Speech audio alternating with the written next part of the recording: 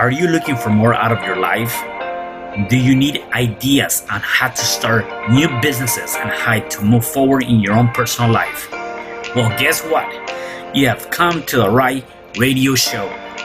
At You Can Overcome Anything podcast show, you will learn and hear from many people from all walks of life who are sharing their challenges, their stories, the habits, and the mind shifts they had to overcome to become who they are today. On top, you will get a chance to connect and see how you can overcome anything by networking and learning about your next move through this radio show. I present to you our great speakers at You Can Overcome Anything podcast show with your host, Cesar Espino.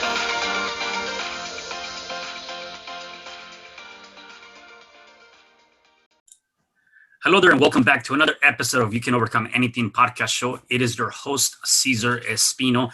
And today I have a special guest. His name is Alex Sliwecki. How are you, Alex? I'm doing well. How are you? I'm doing good, man. Thank you for being here.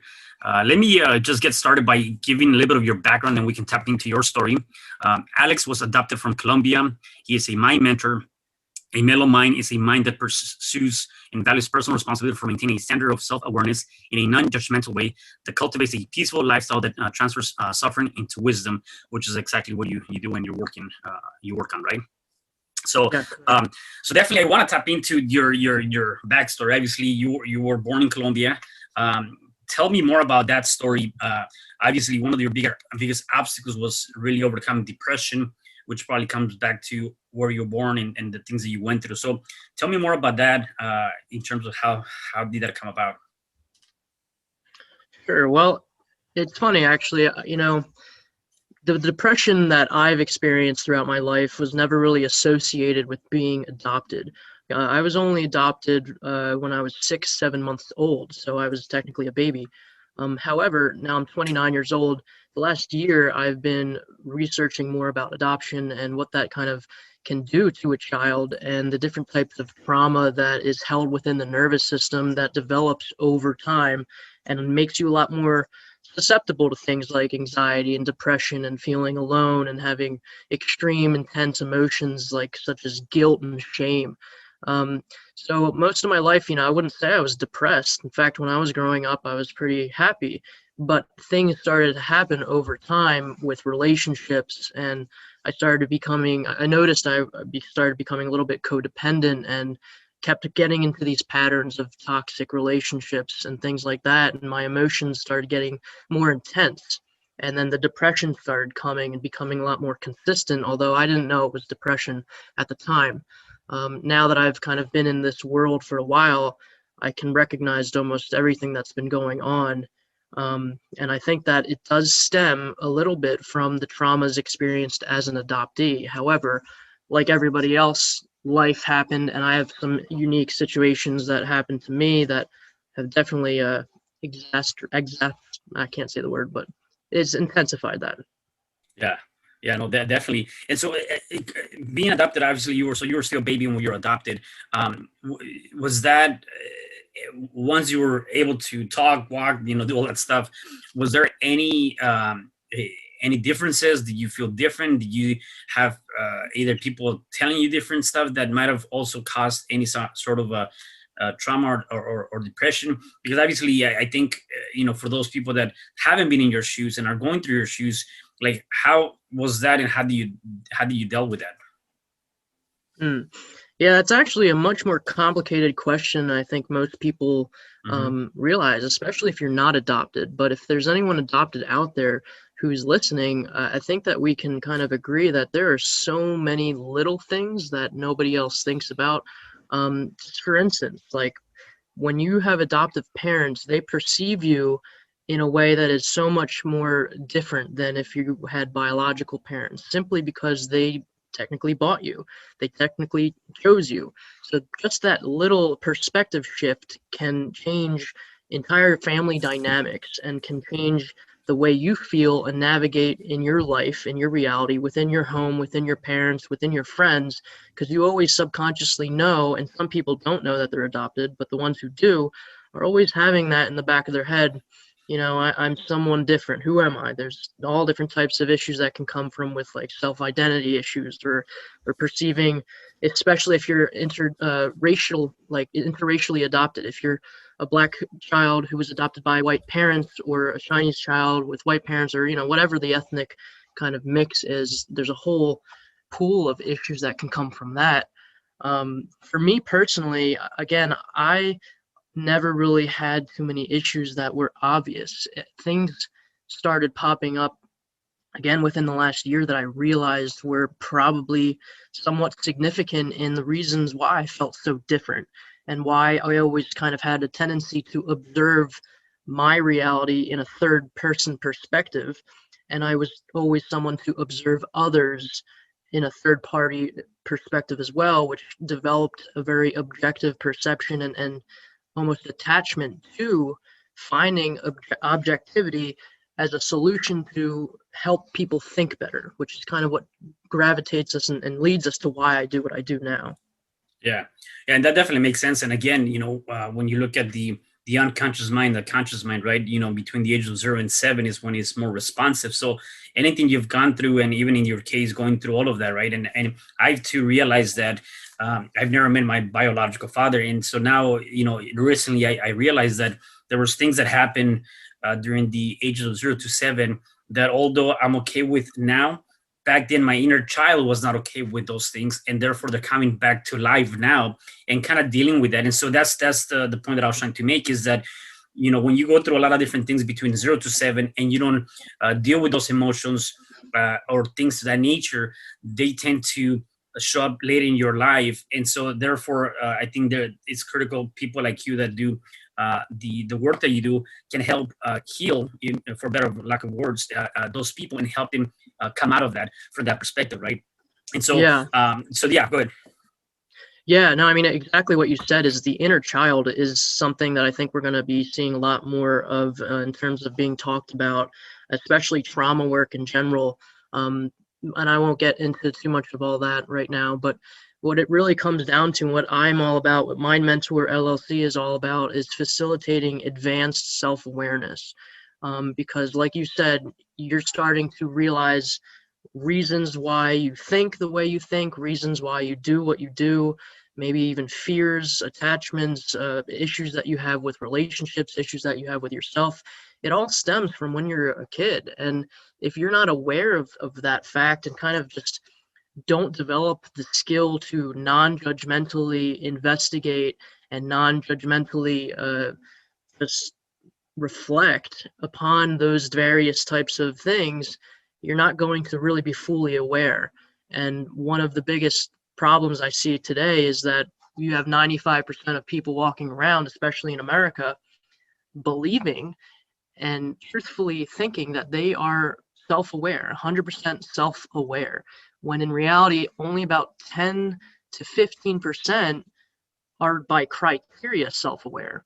So that's a huge problem because we're all walking around thinking we know each other and we know ourselves, but in reality, there's this whole underneath of an iceberg type of a reality that we have not come face to face with. We haven't like non-judgmentally accepted. We haven't thought about. We haven't owned. And we haven't really brought it to the forefront of our minds to utilize the lessons that come from our past.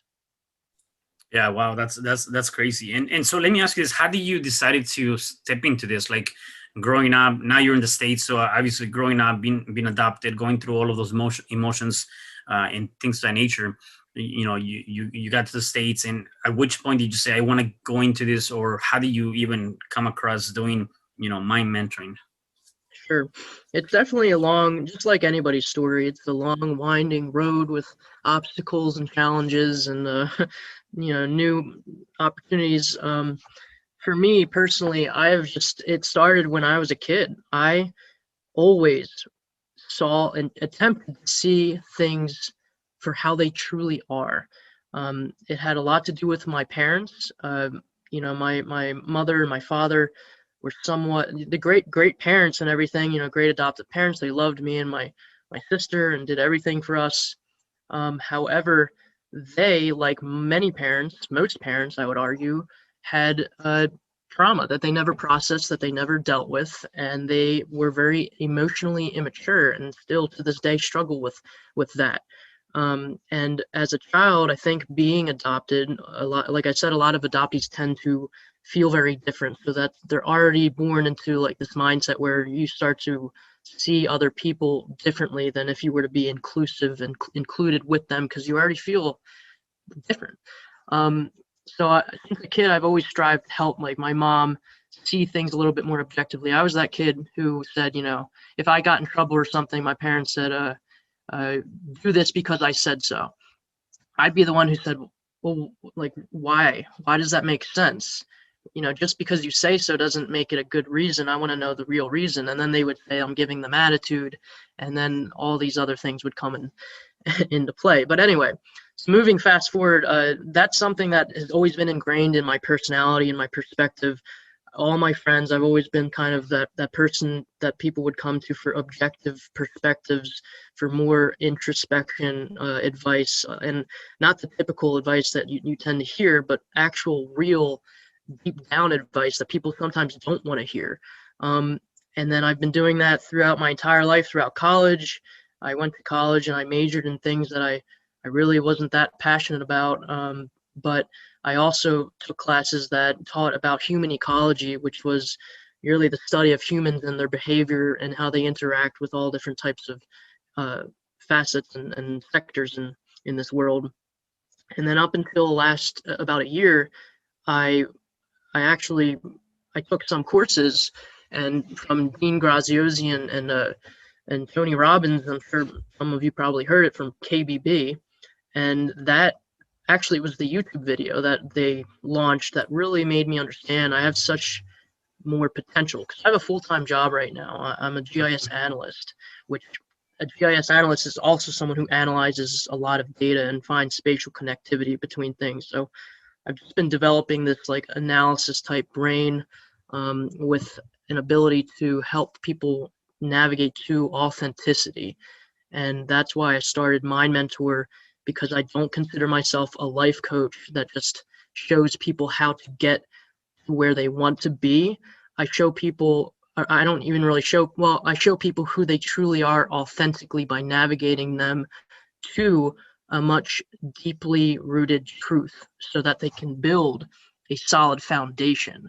And then they can start going to a life coach or a therapist to process what we figured out, or to take them where they want to go. Yeah, no, that's pretty amazing, and it's interesting how sometimes from pain a purpose is born, right? And I always tell people that sometimes we go through experiences or circumstances that we don't expect, yet sometimes those same circumstances and experiences allow us to open up other doors that would give us the idea of helping people that might be going through the same things that you went through, right? And so that's definitely one thing that I think is pretty amazing. So obviously you're working on this Mind Mentor program or coaching program that you have. You've gone through a lot yourself. You've been involved with Tony Robbins, Dean Graziosi, or at least working with their products. What do you think is one of your biggest takeaways or lessons through from now to this point in your life that really is something that so impactful that has helped you and can help anybody watching or listening to this? So my entire life, I did not ask for help. I didn't seek out anyone's help. I always struggled and suffered alone. And a lot of that has to do with, again, me feeling like I needed to be alone, or even that I deserved to be alone, that I was a monster, or that I could do everything by myself.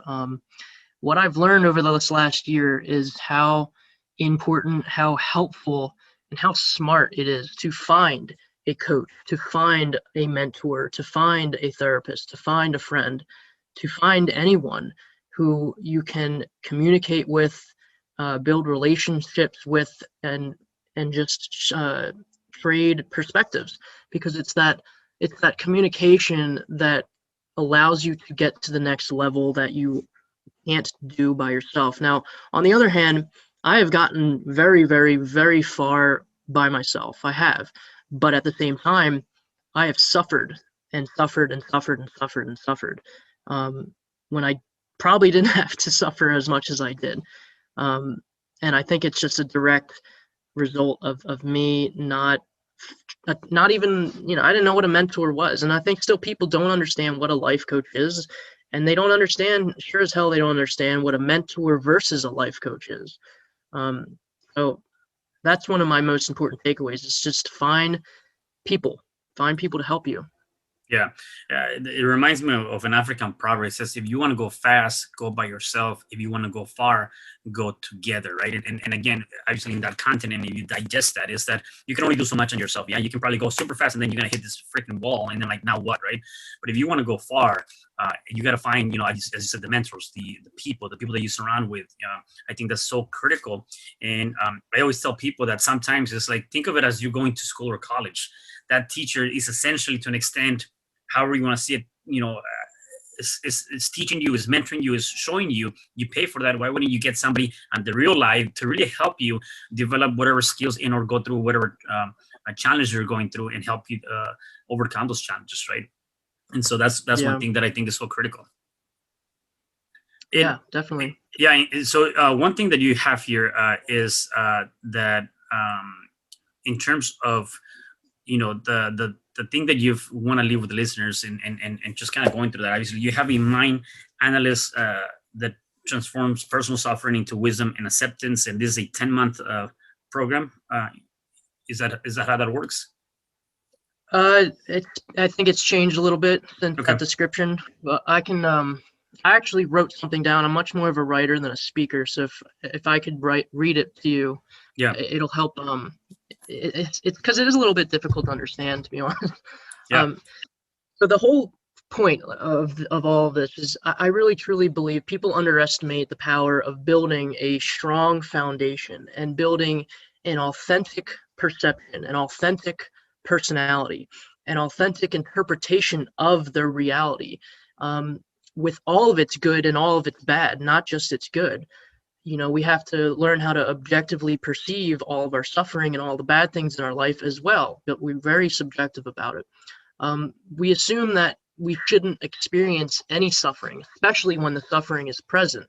However, that's basically like asking weather in the earth, all weather, to always be sunny, or to never rain, or to not have hurricanes, or not have tornadoes. And for instance, I still suffer with chronic depression. I didn't get over it. And in fact, I hate that term of getting over depression, because there is no getting over it. I've spent years building a more solid foundation and interpretation of my suffering, or depression, if you want to call it, or whatever you want to label it. And I'm able to basically handle and withstand the force and the storm of depression. It's not that I'm getting over it. And it doesn't mean that when I have these depressive episodes that they're not depressing and they don't hurt, or they're not hard. And it doesn't make it any easier for me. However, it just simply means that when it's over, I will still be able to stand. I'll still be able to go. And I can also continue to function while the storm is occurring, because I have that solid foundation. In fact, this entire week and right now, I'm actually experiencing a bit of a depressive episode. And I've still been pretty authentically driven, because I have that baseline to get back to.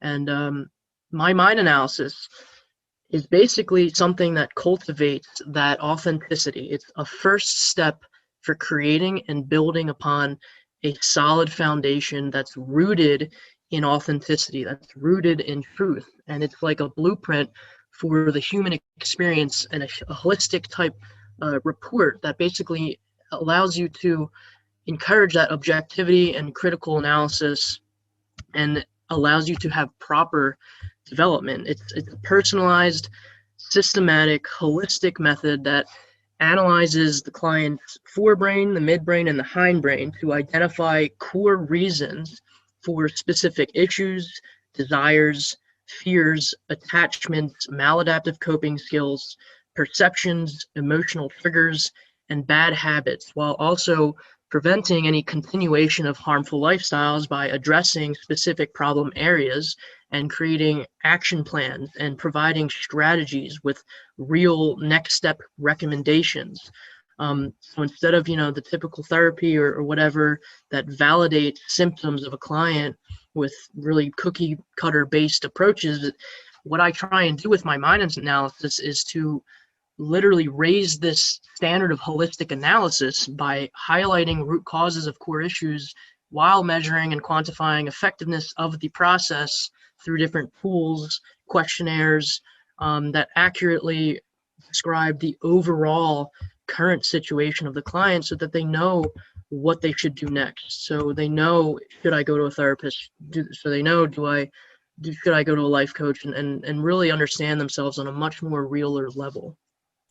Yeah. So if you can give us, like, what are some things, like if somebody's going through some sort of depression right now or are feeling down, as you said, you mentioned, kind of seeing that right now, you're able to step away from that, or at least recognize that, be authentic about it, and then come out of that in the other end. Like, what are some maybe things or habits that people can do right now if they're feeling uneasy, or even in that state of mind of being depressed, and how can they probably shift that energy? Do you have any tips on that? See, that's where it's definitely tricky, because we're always so focused on shifting out of that depression state and shifting the mind state, and these fast little quick tips to not feel the suffering anymore. But that is honestly, in my opinion, the reason why we have so much depression, is because we're constantly trying to get rid of it. We're constantly trying to get out of that mind state instead of sitting within it and learning about why it's there and learning about what it's actually trying to teach us, and just non-judgmentally allowing it to be there, because it is information. It's just information. It's just energy. And once you're able to start objectively perceiving things like suffering and depression, you don't resist it anymore. You allow it to be there because it needs to be there. It's there for a reason.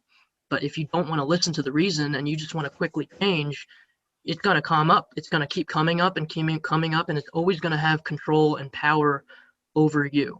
So I don't have any quick tricks to get rid of it. My whole thing is learning how to suffer and learning how to objectively perceive your suffering. And that unfortunately takes time, and it takes quality time with yourself in your mind, and a lot of meditation type work, and not relaxation type meditation that's out there, not really guided meditation either. It's just simply exploring within your mind with the help of someone who's done it before. Yes, and so kind of going back to that, because I think it's very fascinating, and you actually brought up a good point. Like, a lot of people talk about it in different content, right? If you're going through a breakup, people want to numb the breakup by either sex, alcohol, or drugs, or whatever the case may be. And a lot of experts will tell you, no, you have to feel the breakup. You have to feel those emotions. You have to be able to sit with that. Here's the challenge, just like in anything where you're in a depressed state of mind, is that, people do not know how to feel that and then get up from that. They stay down, right? And so maybe perhaps, is there something that, if I'm going to be the person that I'm going to be feeling that, listening to that, go through the motions of that depression, how do I ensure that I don't stay down and actually I get up from that? Because that's where I think a lot of people get lost. Yeah.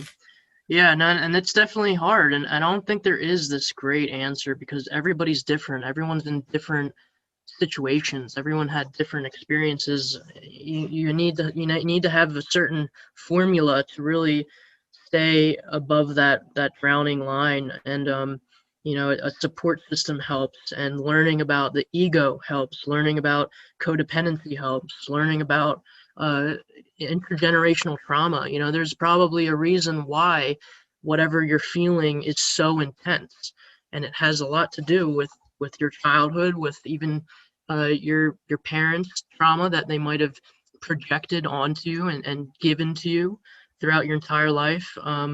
So a lot of it has to do with again becoming aware of why you're feeling what you're feeling, and how do you do that? I mean, it's tough, and it takes time. But number one, what really helped me, was learning about meditation first. I learned meditation 5 years ago with a Zen master, and I learned Zazen, so it's like more Buddhist type meditation. But over the years, I've created my own custom meditation to help facilitate faster levels of like enlightenment type states, and that enlightenment does not have anything to do with religion or any type of ego like higher power or whatever. It just means you get a lot more insight. Mm-hmm. um, but anyway, so that meditation really helped me, but mostly learning the skill of using your breath as an anchor, not just when you meditate, but throughout the day. Um, and that, again, takes practice and time. Um, but things like creating better habits and routines and support, I mean, we all have heard it all the same, it's all the same. It's all over the internet. You can find out all these ways to navigate your lifestyle, but at the end of the day, you can distract yourself with as much as you want, but you have to do the work, and it's good to do it with someone. Yeah, definitely. So do you create a custom meditation for your clients, or is that one of the things that you offer?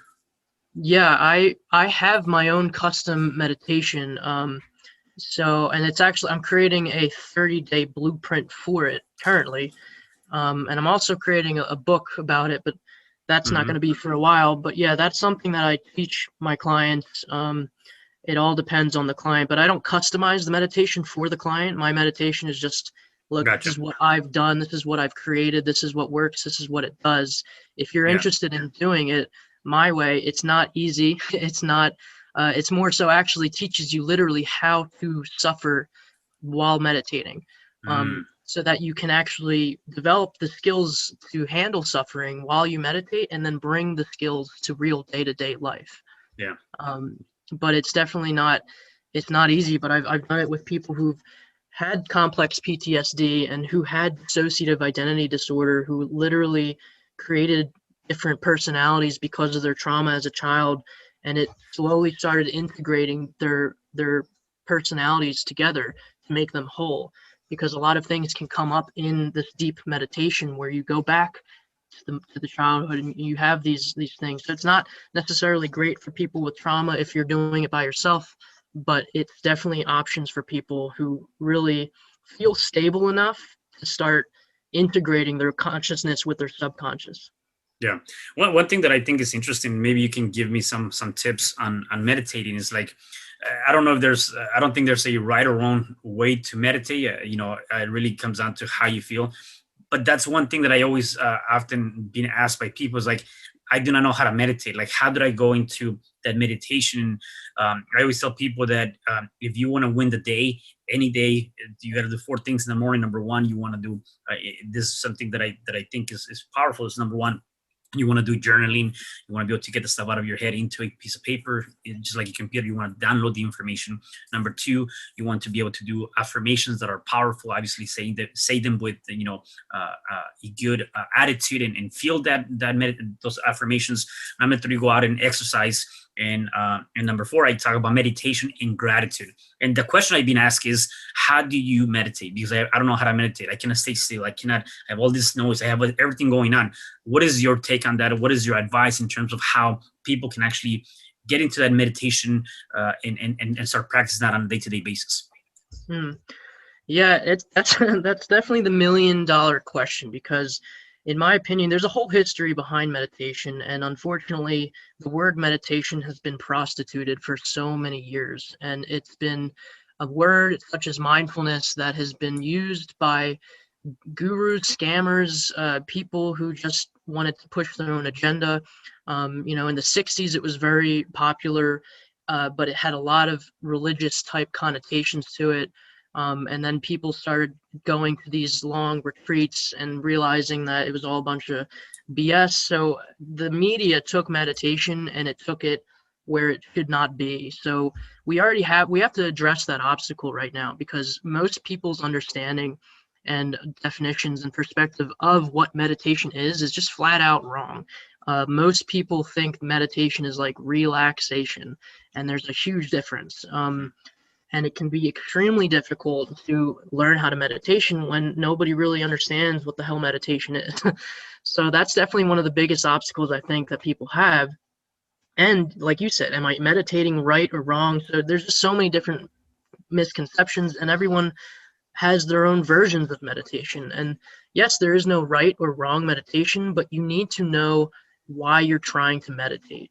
You can find meditations for sleeping. You can find meditations to become more aware of your body, body scan meditations. You can meditate to try and heal traumas. You can meditate in ways that will cultivate a future version of yourself, or to find a role model within yourself. You can meditate, in all different types of ways, all different types of religious ways they have it, scientific ways, which is what I gravitate towards. So there's many different ways. So the number one trick is to really understand, well, what are you trying to get out of meditation? And it becomes tricky too, because a lot of people say there is no goal for meditation. That's true, but you should have an intention. You should have some type of intention while you're meditating, because that's going to allow you to focus.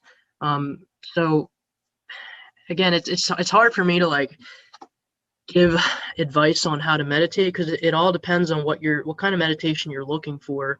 For me, my meditation is very heavy into optimizing a process for tapping into deeper levels of awareness and deeper insights that can just make you more whole, more authentic, more grounded, and live in your day-to-day life and really be who you align with subconsciously, who you kind of started at originally.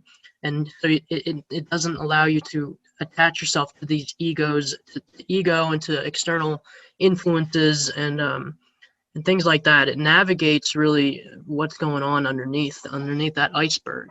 But that's not what everyone wants to do. They want to meditate to get rid of their anxiety. They want to meditate to feel more happy. They want to meditate to sleep better. They want to meditate to just to feel better. But unfortunately, I feel very strongly with, I would rather suffer and go through the suffering to get to the cave deep within my mind, deep within myself, where contentment exists, that's surrounded by suffering. So you have to navigate through the woods of suffering, because there's a cave deep in there where if you sit in that cave, you can feel content and see the woods of suffering for what they are, which is just woods. But most people don't want to go through the woods to get to that place. Yeah, and it kind of goes back to that saying, you want to face, if you have fear or you're uncomfortable, it's like you got to just face fear or that uncomfortableness head on. Like you just got to face it. You got to be able to be aware of it. Just because you're fearful of something or you're uncomfortable does not mean that you shouldn't go through whatever that might be, right? And so it's kind of like the same thing you're talking about. So this is very fascinating, the information you're talking about and everything you're able to bring to this. If people wanted to find you, where can they find you or how can they connect with you? Yeah, so I'm on Facebook, Mind Mentor LLC. My name on Facebook is currently Orlando Munoz, because it's my Colombian name. I'm on Instagram. It's Mind Mentor LLC, or at Mind Mentor LLC. I have a website that's currently not optimized at all, because I'm not a website guy, and I've been trying to optimize it myself for the last year. I'm finally going to bite the bullet and get somebody else just to do it. Yeah. And that's mindmentorllc.com, or checkmymindset.com, which is a whole nother idea that I have been working on. But yeah, so I'm all over the place. You can DM me. I need to create something that explains my mind analysis process still, just because it's been so complex, and up until recently I couldn't figure out the words to describe it, but I'm getting there. So yeah, definitely. And then I just have a couple more questions for you. Is there anything that you do on a day-to-day basis to just kind of keep you going positive in this different state of mind? Any habits, rituals? I have plenty of rituals that I know I should be doing. Okay. I have things that I know would benefit the hell out of my life and my mindset and my perspective. But that's what kind of makes me different from a life coach. You know, I will admit I don't practice what I preach a lot of the times because I have difficulty with it. However, the difference is I've been interpreting, I've developed a close relationship with my suffering for so many years that it doesn't control me as much as it may control other people. And when I am depressed, you know, I have the depression. The depression does not have me. And that simple Yeah. kind of fact allows me to just be content. Now, I admit I need to do things. Like I need to get better at my routine building, but this year has been crazy for all of us. So there is a level of compassion you need to have with yourself. You know, if someone's out there right now and you know that you have so many routines you want to do, you know that you're not doing what you want to do, just try and relax because we have a lot of people out there trying to tell you, like, do this, do this, do this. These are the 5 steps. These are the 10 steps. You know, build this routine, do this. Like it's a lot. It's a lot of information coming at us right now, and I think it's just let's start with being content with where we're at right now. And if you're gonna have some bad days, just try and be okay with it. Try and be compassionate, and that's where I'm at right now. Is just trying to take one day at a time because there's a lot of stress going on in the world, and you know, as long as you kind of develop that perspective of look, this is what's happening. We're here. We're be grateful we're existing, right? Because there's so many different ways that we can even die. We didn't even have to be here on this life to experience anything. So I try Yeah. and just keep that understanding. That's all. Yeah. You know, you've gone through definitely a lot of different obstacles. And, you know, as you mentioned, you know, even dealing with depression yourself, even now, and learning how to, like you said, you're controlling it. It is not controlling you. So going through all of that, if the people that are watching us or listening to this, if they're going through any kind of obstacle, what is one thing you can say they can start doing now to start overcoming that obstacle? Well, like I mentioned, try and reach out to someone. You know, just try and find the courage just to talk to someone you might feel can help you at all in some fashion. Because again, we're all in different phases of suffering. So I could tell you do some planks and do some exercising or wake up early and write in a journal, right? But if you're on a different phase and different level of depression, that might not work for you at all. And the only thing that you have right now is your ability to reach out to someone. And if you feel like you don't have someone to reach out to, like I'm here, you're here. So Yep. there's no real reason why you can't reach out to one of us. Yeah. Yeah, and I think just to add to that, sometimes the one of the bigger assets that we have is our voice. So speak up and do reach out to somebody. The other one too is a lesson that I learned. I already knew the lesson, but it was actually shown to me while I was exercising. Somebody asked me something that had no interest, yet his response was, "If I don't ask, I would never know." And so again, if you don't ask, you just never know, right? Somebody can be there for you to help you, guide you, or just give you the direction that you need in your current state of mind. So definitely very important to reach out to somebody. I love that. Yeah. Anything else that you might want to add to us to this conversation? Let me think. Well, I'm also. Could I mention the other things I'm involved with? Yeah, of course.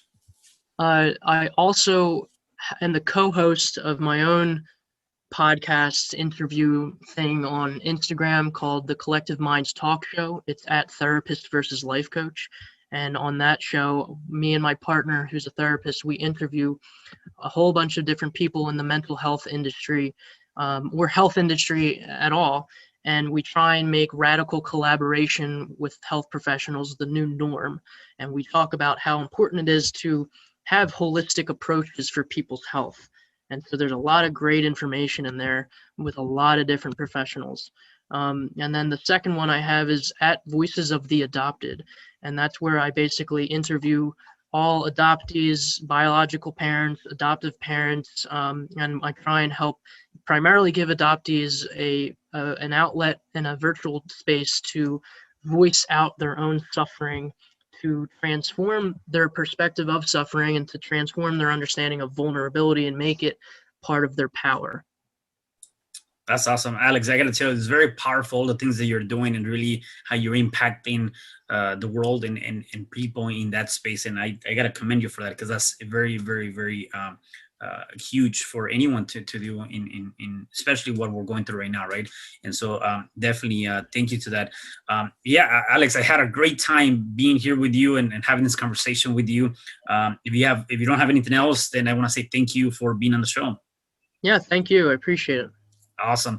And for the rest of you guys, please do me a favor. Make sure you connect with Alex, look him up on social media, or go to his website, and stay tuned for the next episode of You Can Overcome Anything podcast show. Goodbye. Hi, I'm Cesar Espino, real estate investor, business coach, and consultant, and author of the book, You Can Overcome Anything, Even When the World Says No. My number is 424-501-6046. In my book, I talk about making the necessary changes to shift your mind for prosperity and certainty. Pick up your copy at Amazon. I also love helping families with their real estate and can purchase your house fast and all cash. Follow me on Instagram, Facebook, and LinkedIn. My number is 424-501-6046. Thank you for having me today. I am so glad you've tuned into this podcast. You can find me at your favorite podcast platform where you can like, subscribe, comment, and share. And to learn more about myself, my services, you can find me at www.cesarrespino.com, or you can also find me at your social media. Thanks for joining me, and I am looking forward to having you at the next episode. And know you truly can overcome anything.